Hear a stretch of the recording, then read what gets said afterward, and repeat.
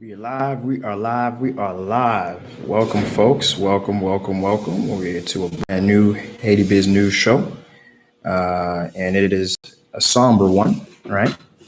Let me be right back. I'm gonna go ahead and get this cell phone out.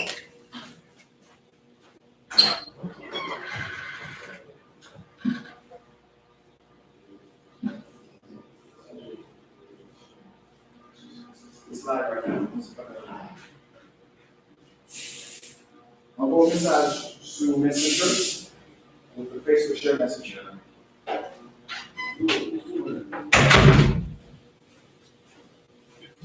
All right, here we are. Here we are. Here we are. All right. Go ahead and take care of one little thing real quick, and then we'll really get the stream going. Boom. All right. So, Haiti Biz News Show, Monday to Friday, bringing you news that's going to keep you informed, engaged, and reacting in the most optimal way for your business, investment, entrepreneurial activity. Today is the 3rd of July. Let's talk about it. And before we get into the Haiti Biz News, I cannot start an episode and not talk about the elephant in the room, the soccer match. I can tell you I'm tired. The game lasted till 1 a.m. I was watching this the very last minute with as much hope as possible, reaching out to our ancestors, Boukman, and just hoping that, we could have overcome what happened, the penalty,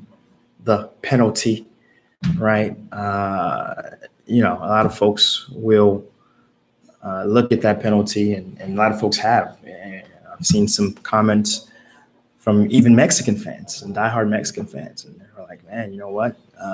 Mexico didn't really play. Haiti's defense came in looking aggressive, looking strong, and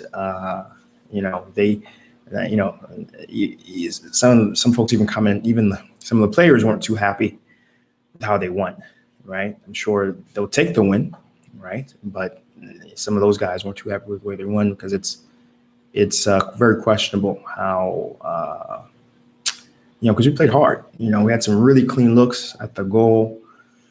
To be honest with you, did we execute on the offensive end? I saw a lot of offensive errors. I don't know if it was fatigue.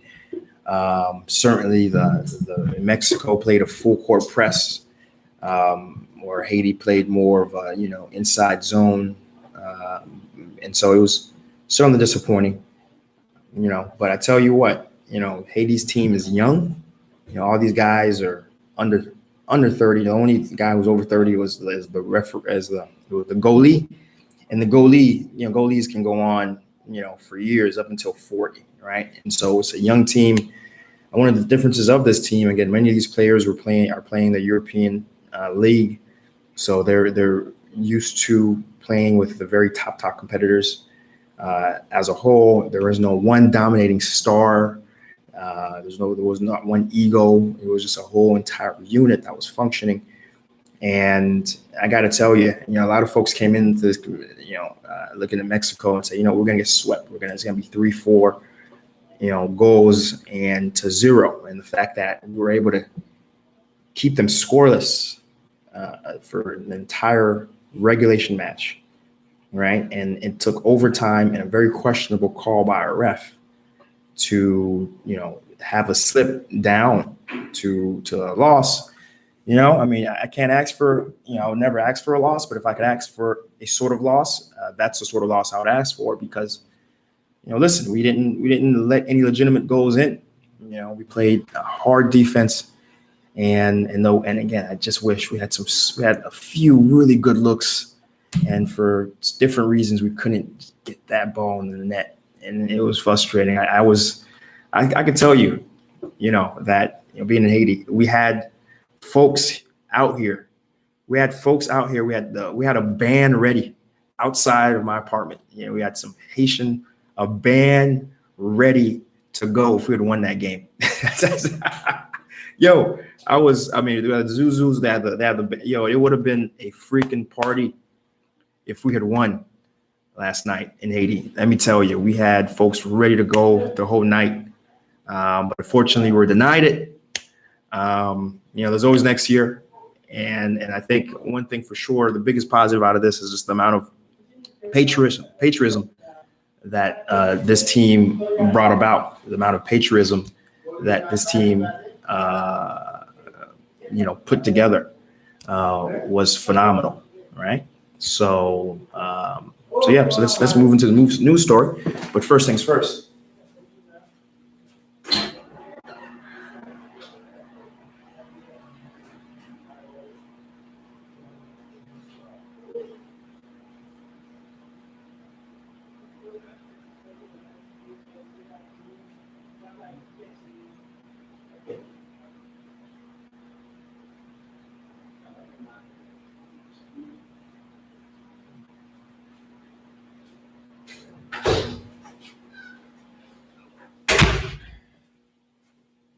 All right, that's the issues with lives. Can't pause, can't cut, can't edit. You got to just roll with what's going on and the noise outside. So, that was the soccer story.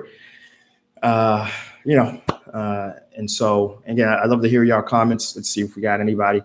They shouldn't be happy how they won. That ref is a Lobe, and that was Ann Adam on YouTube with that comment. And I agree with you, brother. It is what it is.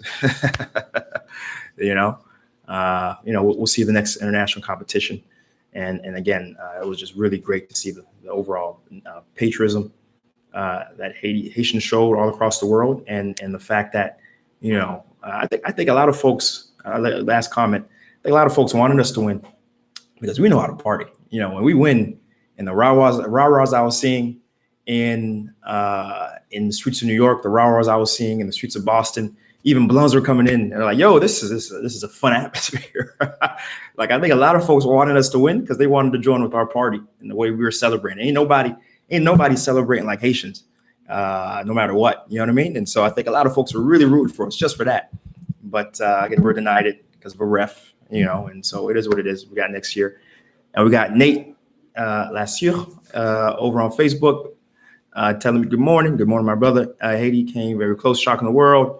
Hopefully the spirit, absolutely. Yeah, that spirit of unity, I hope certainly does continue and we'll get some more positive.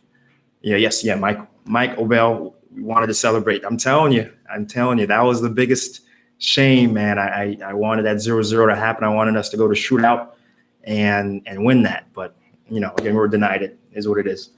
So the news story for today, we want to talk about the foreign trade, Haitian Foreign Trade Directorate of the Ministry of Trade's Foreign Trade Directorate came out with some figures around handcrafts period are a very important aspect of the national production market. Haitians lack true national production capacity, especially after the 90s when our cement factory was shut down, a national sugarcane, our sugar processing, the whole entire industry just shut its doors, and many other industries that were private, and textiles and other segments, really couldn't operate in that political environment and shut their doors. And we still are working towards rebuilding that, and certainly no laws or anything have really changed to help our national production situation. Certainly, it's too easy to bring imports in. The way imports are taxed aren't to the advantage of national production, and certainly the wealthier folks who could potentially put in place very large manufacturing industries aren't incentivized to do so. The current incentives are just to import and then make a quick buck and move on, because again, there's no real legal protections, unfortunately, and there's certainly no legal protections in the sense of jurisdiction, but also in the fact that there aren't laws being passed to help incentivize, right? But still, exports, handcrafts are important because, that is a direct link to the PEP, right? Usually you see handcrafts being done by, just the regular Haitian citizen. We had a very recent episode, and I'm going to go ahead and drop that here into the chats. Again, for folks who haven't seen it just yet, I am dropping a link to an episode we did on Seejeanty, the Seejeanty, YouTube, where we visited one such location, and that location was Villa Art Noel, which is out in Quadra. And what that episode was highlighting, just that, it was a entire village of artisans focused on metal, though they did have some other folks there who were doing wood, but 95% was metal, doing a vast amount of things, from little small ornaments to there was a guy who was doing entire furniture pieces. I'm talking tables, chairs, the whole works, mirrors, bookshelves, of just really beautiful, ornate metal pieces, right? And so the figures that came out is encouraging. Between 2012 and 2015, we saw $9 million of handcrafts being exported now. There's, that's only a portion of the amount of handcrafts that are actually being created and staying domestically. $9 million of handcrafts is phenomenal because, again, that for the most part, the folks who are gaining that income are, the folks who most need it, right?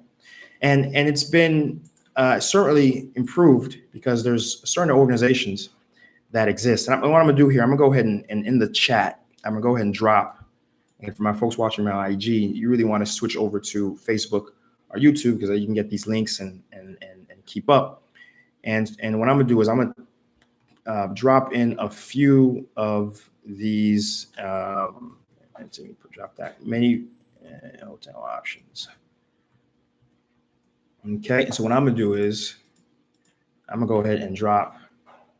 Boom! Just dropped a few names here within the chats, and these places, Cisa, Kusuk, Papillon, Kai Atisan, and again many hotel options, because whenever you're in a hotel, you're able to there's sections where these hotels partner with these local artisans and are able to sell.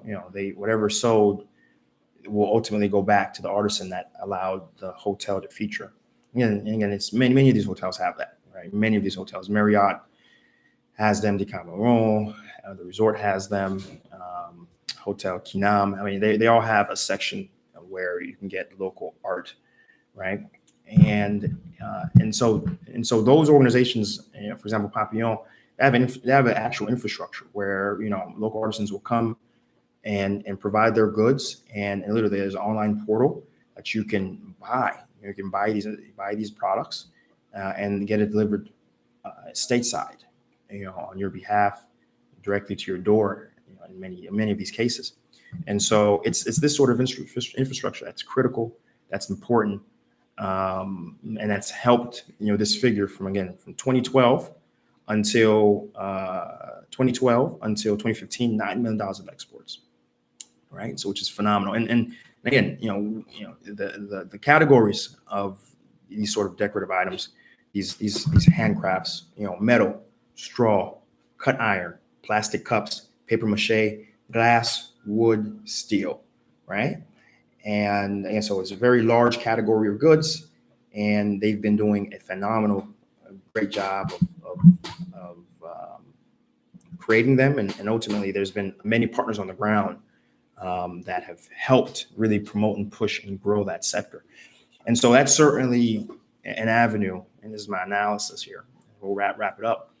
There's certainly, again, when it comes to helping Haiti, the mantra of this channel is we have to think about how do we do it in a way that is economically sustainable, right? Charity is important, but what Haiti lacks more than anything is jobs, right? And so as much as we can create ecosystems. We can create infrastructure that allows Haitians to work and get compensated for their work, the better Haiti will be.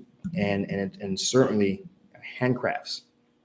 Yeah, as much as if anyone really is looking to improve the lives of Haitians and really also simultaneously improve the reputation of Haiti, helping these artisans get their products out. There's not enough. I mean, there's these great institutions, as I just mentioned, Papillon. They're doing great work, but there should be more, right? There should be more. There should be in different countries, not just the United States, but what about Europe, right? What about Latin America, right? There's a very large African population in many of these countries that could appreciate that sort of very African-ish art that Haiti produces, right? What about Asia, right? What about Africa itself, right? And so there's lots of opportunities that exist that certainly could be leveraged. And then these figures from the Minister of Trade provides any indication. It's certainly a market that has been bringing in revenue, has been growing, and certainly is an opportunity for a very savvy entrepreneur to take advantage, leverage, profit, and most importantly, help, right? And of course, the full article can be found on HaitiBizNews.com, HaitiBizNews.com, HaitiBizNews.com. Again, HaitiBizNews.com, HaitiBizNews.com, HaitiBizNews.com. I think we're done for today. I appreciate the comments and the folks who came in, who watched the live. I think we will be back to our regular episodes with the proper edits and all what we usually do starting tomorrow. We're trying to get an episode out tomorrow. Actually, we will do that with you guys.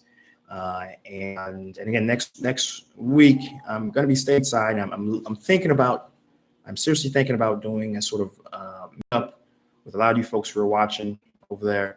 So I'm thinking of a good Haitian restaurant. I got a few in mind.